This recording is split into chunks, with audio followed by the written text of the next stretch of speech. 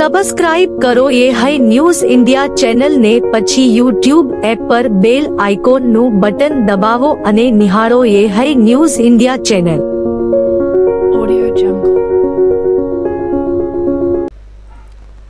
અખિલ ભારતીય વિદ્યાર્થી પરિષદ એ વિશ્વનું સૌથી મોટું વિદ્યાર્થી સંગઠન છે, જે વિદ્યાર્થીઓના હિત માટે અને રાષ્ટ્રના હિત માટે કાર્ય કરતું વિદ્યાર્થી સંગઠન છે, જેના દ્વારા જુલાઈ મહિનામાં સદસ્યતા અભિયાન ચાલુ કરવામાં આવ્યું હતું અને તેના બાદ નગરની કારોબારીઓ કરવામાં આવી હતી. ત્યારબાદ ભાગની જવાબદારીઓ પણ આપવામાં આવી હતી અને કેમ્પસ કારોબારી પણ હાલમાં ચાલુ છે, જે અંતર્ગત બનાસકાંઠા જિલ્લાના થરાદ ખાતે આવેલી KGBV હોસ્ટેલમાં કેમ્પસ કારોબારી યોજવામાં આવી હતી, જેમાં 20 જેટલી કાર્યકર્તાઓ બહેનોની ટીમ બનાવવામાં આવી હતી. આ કાર્યક્રમમાં ABVPના નગરમંત્રી વિશાલપુરી ગોસ્વામી અને ભાગ સંયોજક તરીકે રાજેશભાઈ જોશી નાનોલનો પ્રવાસ રહ્યો હતો.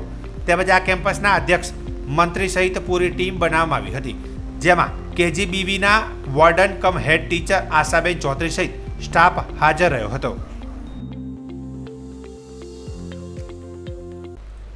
બનાસકાંઠા જિલ્લાના દિયોદર લોહાણાવાડી ખાતે KDB બનાસકાંઠા અને SPNF પ્રોડ્યુસર લિમિટેડની બીજી વાર્ષિક સાધારણ સભા યોજવામાં આવી હતી, જેમાં ખેડૂતો દિન પ્રતિદિન રાસાયણિક ખેતી છોડી ગૌ આધારિત પ્રાકૃતિક ખેતી તરફ વળી રહ્યા છે અને પોતાની જમીનને રાસાયણિક ખાતરથી ઝેરયુક્ત બનાવી દીધી છે, જેથી પ્રાકૃતિક પ્રોડક્ટની માંગોને લઈને દિયોદર, ભાભર અને કાંકરેજ 3 તાલુકાના ખેડૂતોએ પ્રાકૃતિક ખેતી દ્વારા અનેક પ્રકારના અનાજો, કઠોળ અને અન્ય ખેતી પ્રોડક્ટો બજારની માંગોને લઈ ખેડૂતો ઉત્પન્ન કરી આવનારા ટૂંક સમયમાં જાતે પ્રોસેસિંગ ટૂંક સમયમાં દિયોદરમાં પણ પ્રાકૃતિક મગફળીના તેલનું યુનિટ બનશે, જેનાથી બનાસકાંઠા પ્રાકૃતિક ખેતી કરતા ખેડૂતોને ફાયદો થશે અને હજારો ખેડૂતો આ કંપનીમાં જોડાશે.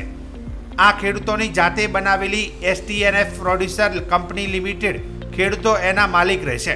ત્યારે આજે દિયોદર ખાતે કાંકરેજ, દિયોદર, ભાભર તાલુકાના ખેડૂતો આજે બીજી સાધારણ સભામાં ઉપસ્થિત રહી પ્રાકૃતિક ખેતી કરવા નોંધણી કરાવવામાં આવી હતી.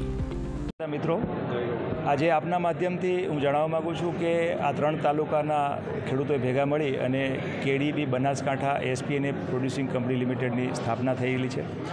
આ કંપનીમાં આજે બીજી સાધારણ સભાના પ્રસંગે ખાસ કહેવામાં આવ્યું છે કે ખેડૂતો કેવી રીતે સમૃદ્ધ બને, કેવી રીતે ખેડૂતો વધારે પ્રાકૃતિક કૃષિમાં જોડાય.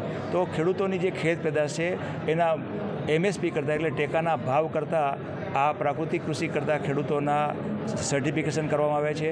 431 ખેડૂતોના સર્ટિફિકેશન પહેલા વર્ષનું સર્ટિફિકેશન કર્યું છે, બીજા વર્ષનું, ત્રીજા વર્ષનું સર્ટિફિકેશન થશે, એટલે ખેડૂતોને MSP કરતાં 30થી 50% ભાવ વધારે મળશે. આ એક પડાવ છે અને મુખ્ય પડાવ એ છે કે આપણી પોતાની જે ખેત પેદાશ છે, જેમ કે મગફળી છે, તો મગફળીનું આવનારા સમયમાં અહીંયા સરકાર પાસે જગ્યા માગી રહે છે. જગ્યા પછી ત્યાં આગળ તેલનું ગાણીનો યુનિટ બનશે, જેમાં આપણી જ પોતાની મગફળીના ડબ્બાઓનું આપણા પોતાના KDB બ્રાન્ડથી વેચાણ થશે અને એ સીધો લાભ જે છે એ ખેડૂતોને જ મળશે.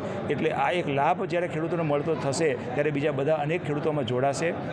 અને મને વિશ્વાસ છે કે આ ખેડૂતો ખભેથી ખભા મેળવી અને ખેડૂતોની કંપની છે, ખેડૂતો માટેની છે અને ખેડૂતો દ્વારા ચલાવતી કંપની છે. અમે એમાં 5 વર્ષ એમને એઝ અ CBBO અમે એમને સપોર્ટ કરવાના છીએ અને આ સપોર્ટ કરાવવા અમારું ધ્યેય છે કે આ કંપની છે એ કરોડો રૂપિયાના વેપારમાં આવી જાય. જેમ તમે કહ્યું કે અહીંયા આ એરિયામાં બનાસ ડેરી છે, એક નાનકડી હતી અને અત્યારે એક મોટું વટવૃક્ષ બન્યું છે. તો આ કંપની પણ ભવિષ્યમાં આજે મોટું કરોડો રૂપિયાનું ટર્નઓવર કરતી કંપની બનશે અને એનો સંપૂર્ણ લાભ આ ખેડૂતોને મળશે. આમાં આ કંપની એક્ટમાં બનેલો કાયદા મુજબ બનેલી કંપની છે, એટલે આનો લાભ સરકાર બીજાને કોઈને નહીં આપી શકે.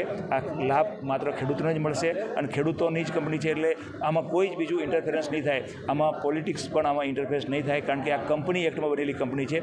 એટલે જ હું કહેવા માગું છું કે આ કંપનીમાં જેમ વધુ ખેડૂતો જોડાશે એમ વધુ ખેડૂતોનો લાભ મળશે અને તમારા જ પૈસેથી પ્રોડક્ટ વેચાશે. મુખ્ય લાભ એ છે કે ખેડૂત પોતા અત્યારે ટેકાના ભાવથી એરંડા છે તો ટેકાના ભાવથી વેચીએ છીએ. તો આ કંપનીમાં અમે એરંડાની પ્રોડક્ટ જે છે તો એરંડાની બાય પ્રોડક્ટ છે, એરંડાની કેપ્સ્યુલ બને છે જે 9,000 રૂપિયા કિલો વેચાય છે. તો આવનારા સમયમાં આ કંપનીમાં આ પ્રોડક્શન પણ થશે, એના જરૂરી લાયસન્સો અમે મેળવી આપીશું. ખેડૂત એકલો કંઈ નહીં કરી શકે, એટલા માટે જ સરકારે એમને કામગીરી સોંપી છે કે આ લોકોને સપોર્ટ કરો અને આ કંપનીને ખૂબ ઊંચાઈ પર પહોંચાડો. અને નરેન્દ્ર મોદીજીનું સ્વપ્ન છે કે ખેડૂતોની આવક વધે, ડબલ થાય. તો આમાં ડબલ તો શું, 4 ગણી 5 ગણી કરવાનું અમારું ધ્યેય છે અને એમાં 100% થશે, એમાં શંકાને સ્થાન નથી. ફક્ત ખેડૂતો એક વિશ્વાસ રાખી અને આ કંપનીમાં જોડાશે અને બધાનો એકબીજાનો સપોર્ટ કરશે તો 100% આપણે સિદ્ધિ હાંસલ કરશું, એ મને સંપૂર્ણ વિશ્વાસ છે. ભારત માતા કી જય. શું નામ આપણું? દીક્ષિત પટેલ. હું પ્રાકૃતિક કૃષિના પ્રચારક તરીકે છેલ્લા 2016થી કામ કરી રહ્યો છું અને સરકારે અમને વિશેષ રાજ્યપાલ સાહેબના આવ્યા પછી અમને CBBO તરીકેની કામગીરી સોંપી છે. CBBO એટલે ક્લસ્ટર બેઝ બિઝનેસ ઓર્ગેનાઇઝેશન, કે જે આ APO કંપની બનાવવાની અને એક APO કંપનીને 5 વર્ષ સુધી એને એક મૂળભૂત કંપનીના સ્વરૂપ સુધી પહોંચાડવાનું જે કામ હોય છે એની કામગીરી સોંપી છે. એટલે અમે બધા સાથે મળી અને આ કામ કરીએ છીએ અને CBBOના માધ્યમથી આ કંપની છે એ મોટા ખૂબ ઊંચા શિખરો સર કરશે એવી મને શ્રદ્ધા છે. કારણ કે અમે સકારાત્મક વલણથી આમાં કામ કરી રહ્યા છીએ અને ખેડૂતો પણ સકારાત્મકતાથી જોડાઈ રહ્યા છે. એટલે પૂર્ણ વિશ્વાસ છે કે આ કંપની એ કરોડો રૂપિયાના ટર્નઓવર સુધી પહોંચશે અને ખેડૂતોને એનો લાભ મળશે. આજે KDB ફાર્મર પ્રોડ્યુસર કંપની એમાં બાબર, દિયોદર અને કાંકરેજ 3 તાલુકાની સંયુક્ત એક કંપની બનેલી છે. એમાં હું ચેરમેન તરીકે ફરજ બજાવું છું અને વધુમાં વધુ આજે તો અમારા 400 સભાસદો રજીસ્ટર થઈ ગયા છે અને એમના ઓર્ગેનિક સર્ટિફિકેશન પણ પ્રાકૃતિક સર્ટિફિકેશન પણ બની ગયા છે અને આવતા ભવિષ્યની અંદર વધુમાં વધુ અમારા કંપનીની અંદર સભાસદો બને અને ખેડૂતોને વધુમાં વધુ ભાવમાં સારામાં સારા ભાવ મળે. જે અત્યારે ખેડૂત બિચારો બાપડો કહેવાય છે એની જગ્યાએ ખેડૂત એક જગતનો તાત કહેવાય અને ખેડૂતને એના મોલના ડબલથી 1.5થી ડબલ 3 ગણા ભાવ મળી જાય એ રીતે માટે અમે આ પ્રોસેસિંગ કરી યુનિટ બનાવવાના છીએ અને અમારી કંપનીમાંથી સારામાં સારા પ્રાકૃતિક કૃષિના ખેડૂતો જે ઓર્ગેનિક સર્ટિફિકેશનવાળા છે અને એમને અમે લેબ ટેસ્ટ બનાવી લેબ ટેસ્ટ વગર અમે કોઈનો માલ લેતા નથી કંપનીમાં અને લેબ ટેસ્ટ સાથે માલ લઈ અને અમે આગળ મોકલશું અને વધુમાં વધુ ખેડૂતોને ભાવ સારા મળે એના માટે અમે KDB ફાર્મર પ્રોડ્યુસર કંપનીના સર્વે ડિરેક્ટરો અને સર્વે કોર કમિટીના મિત્રો અને સર્વે સભાસદો સાથે મળી અને સહિયારો સાથ લઈ અને અમારી કંપની વિશ્વની ટોચે પહોંચે એવા અમારા પ્રયત્નો રહ્યા છે અને અમે કરીશું. બનાસકાંઠા જિલ્લાના બાબર તાલુકા મથક એક પુણ્ય નગરી તરીકે કહેવામાં આવે છે. ત્યારે બાબરમાં અનેક પુણ્યના તેમજ સેવાના કાર્યો થાય છે.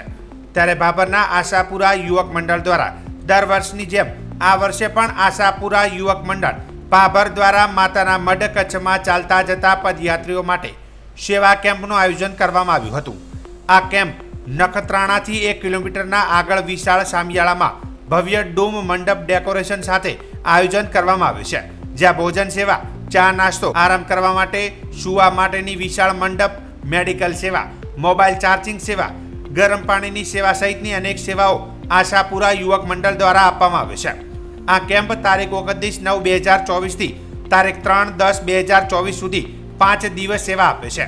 બાબર તેમજ તાલુકા વિસ્તારના તેમજ કચ્છના વિરાણી તેમજ નખત્રાણા સહિતના 200થી વધુ સ્વયંસેવકો સેવામાં કાર્યરત હોય છે, જેઓ રાત દિવસ 24 કલાક સેવા આપે છે.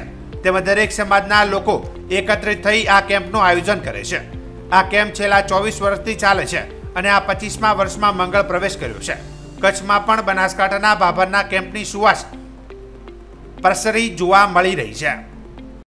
શ્રી આશાપુરા સેવા કેમ્પ બાબર છેલ્લા 24 વર્ષથી માતાના મઢ જતા પદયાત્રીઓની સેવા કેમ્પ નખત્રાણા નજીક રેફરલ હોસ્પિટલની સામે કરે છે અને આપણા કેમ્પની અંદર રહેવાની, જમવાની, મેડિકલ સુવિધા જેવી તમામ સવલતો પૂરી પાડવામાં આવે છે અને બધા હોંશે માતાજીની સેવા કરે. બનાસકાંઠા જિલ્લાના બાબર પોલીસ સ્ટેશન ખાતે આજે 13 તુચકો અર્પણ કાર્યક્રમ યોજાયો હતો. આ કાર્યક્રમમાં PSI NP સોનારાની અધ્યક્ષતામાં તમામ અરજદારોને મોબાઈલ મુદ્દામાલ પરત કરવામાં આવ્યો છે. બનાસકાંઠાના બાબર પોલીસ સ્ટેશન હદ વિસ્તારમાં આવતા વિવિધ અરજદારો દ્વારા મોબાઈલ ચોરી થઈ હોવાની ફરિયાદો નોંધવામાં આવી હતી. આ ફરિયાદો બાદ પોલીસે અલગ અલગ ટીમો બનાવીને આ મુદ્દામાલ શોધવા માટે તજવીજ હાથ ધરી હતી. જે બાદ તે મુદ્દામાલ મળી જતા આજે તમામ અરજદારોને બોલાવી 13 તુચકો અર્પણ કાર્યક્રમ અંતર્ગત 17 જેટલા મોબાઈલ ફોન પરત કરવામાં આવ્યા હતા. ત્યારે પોલીસની પ્રશંસનીય કામગીરીને લઈને અરજદારોને તમામ મુદ્દામાલ પરત મળતા તેમણે પોલીસનો આભાર માન્યો હતો. જોકે પોતાના પરસેવાની કમાણી થકી વસાવેલા કિંમતી માલ સામાન પોલીસની અથાગ મહેનત બાદ પરત મળતા અરજદારો પણ ખુશખુશાલ જોવા મળ્યા હતા। તો બીજી તરફ પોલીસ પણ તેરા તુજકો અર્પણ કાર્યક્રમો થકી જિલ્લાના લોકો વચ્ચે વિશ્વાસની નવી કેડી કંડારવામાં સફળ નીવડી છે। બનાસકાંઠા જિલ્લાના દિયોદરનો રેલવે ઓવરબ્રિજ બન્યાના 10 મહિના થવા આવ્યા છે, પણ અહીં આ બ્રિજ પર રાત્રિ દરમિયાન અંધારભટ્ટને લઈને અહીંથી પસાર થતા વાહનોને લોકો અંધારાને લઈને હાલાકી ભોગવવી પડે છે। તો થોડા મહિનાઓ પહેલા નેતાઓ દ્વારા દિયોદરનો રેલવે ઓવરબ્રિજને ખુલ્લો મૂકવામાં આવ્યો છે।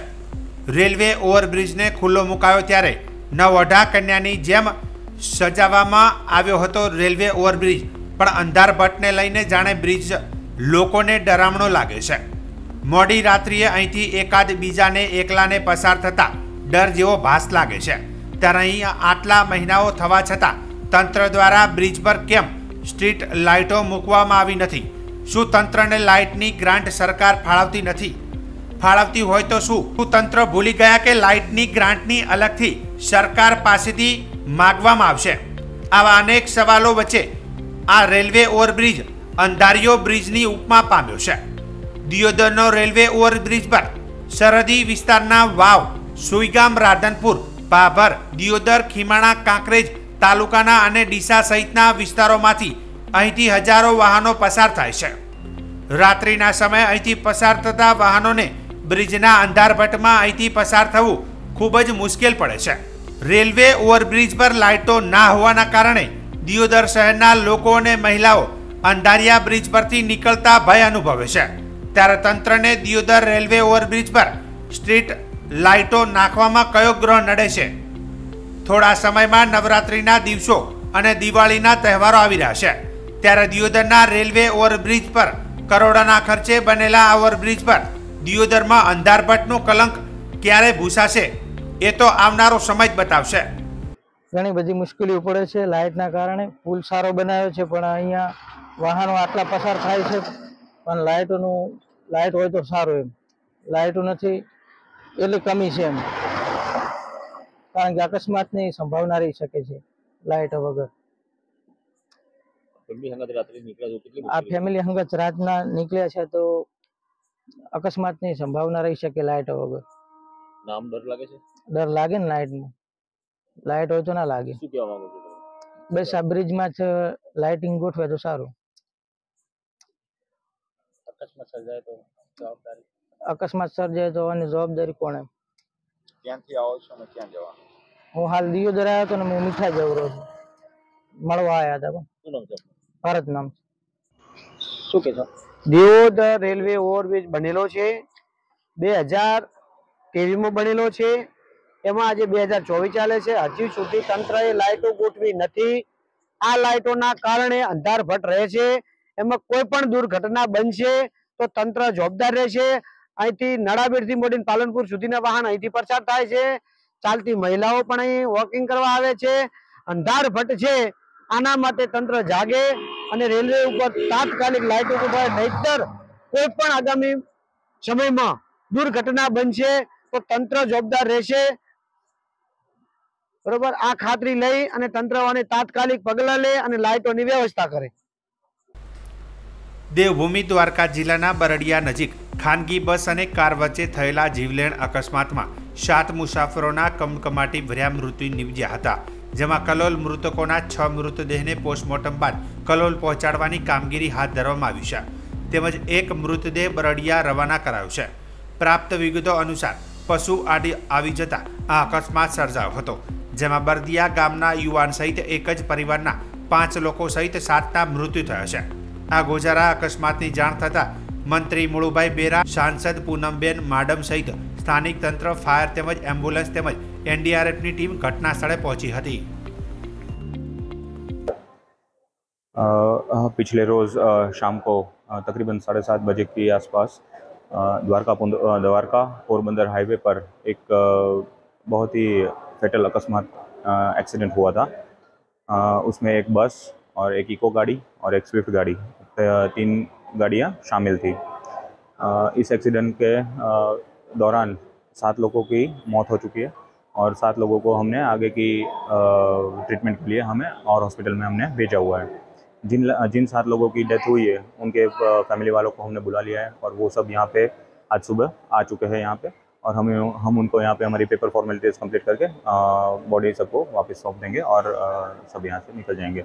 इसके बाद जो एक्सीडेंट हुआ है हमारे द्वारका पुलिस स्टेशन में, पिछले रोज़ ही हमने रात को एक FIR रजिस्टर की है। हमने FIR के तहकीकात के दौरान हमने FSL टीम को भी बुलाया और आगे की जाँच चालू हुई।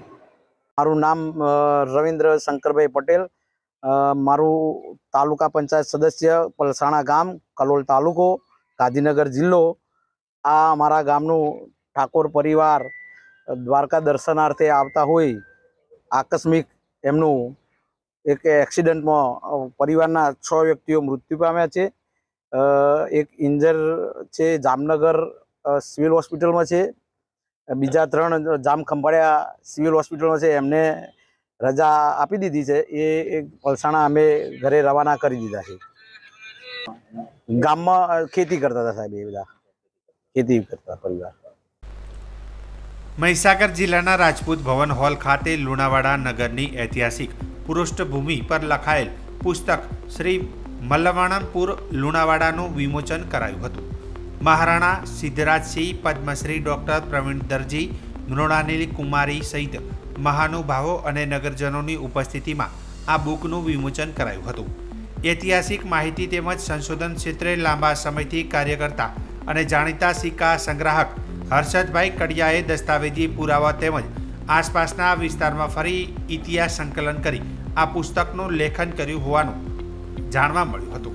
આજના કાર્યક્રમમાં હર્ષદભાઈની જે ચોપડીનો આપણે ઓપનિંગ હતું એમાં એમને મારા ખૂબ ખૂબ અભિનંદન। એમને ઘણી મહેનત કરી છે અને આ હકીકતો એમને બધી જગ્યાથી ખોરીને હકીકતો લખી છે। હું દરેક નાગરિકને કહીશ કે આ ચોપડી જરૂર વાંચે અને એમને ખૂબ ખૂબ અભિનંદન। આજનો દિવસ લુણાવાડા નગર અને લુણાવાડા સમગ્ર વિસ્તાર માટે એ રીતે મહત્ત્વનો છે કે લુણાવાડાનો સોલંકી વંશ અને એમના રાજવીઓ અને એમની પરંપરાઓ એટલી ઉજ્જવળ રહી છે, એટલી પ્રજાના કલ્યાણની એમાં ચિંતા રહી છે અને સર્વાંગીણ વિકાસ માટે જે રાજા મહારાજાઓએ એના પ્રયત્ન કર્યો છે એ બધાનું એક રોચક સંકલન શ્રી હર્ષદભાઈ કાપડિયાએ તાજેતરમાં કર્યું અને વડોદરાની MS યુનિવર્સિટીએ એને પ્રકાશિત કર્યું। એ રીતે લુણાવાડાનો પ્રથમવાર શ્રદ્ધેય કહી શકાય એવો એક ઇતિહાસ આજે મળ્યો છે। આજે એ પુસ્તકનું અહીંયા વિમોચન થયું છે અને વિમોચનમાં લગભગ લુણાવાડાના અગ્રણીઓ ઉપસ્થિત રહ્યા છે અને પોતાના વિશ્લેષણ અને સંશ્લેષણ એવા 2 ભાવો સાથે સૌ છૂટા પડ્યા કે રાજ્ય ક્યાં હતું, આજે આપણે ક્યાં છે અને રાજ્ય હોય તો શું છે, એ આ વક્તવ્યોમાંથી અહીં સમજાવ્યું।